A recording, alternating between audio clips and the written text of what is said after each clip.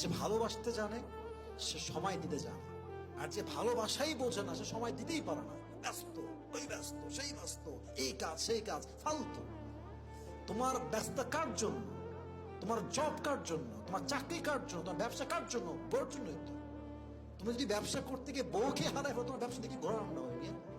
যে ভালোবাসতে জানে সে সময়তে জানে, আর যে ভালোই বাসে না আর খালি বানা, এইটা কাজ ওই কাজ, ঘোরা রান্নার কাজ।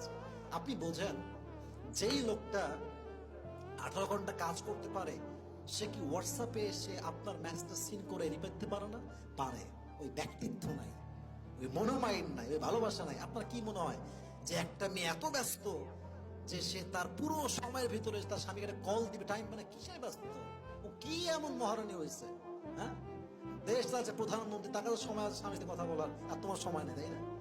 এটা ঠিক না। ভালোবাসার সবচেয়ে বড় দায়িত্বটা হচ্ছে সময় দেওয়া।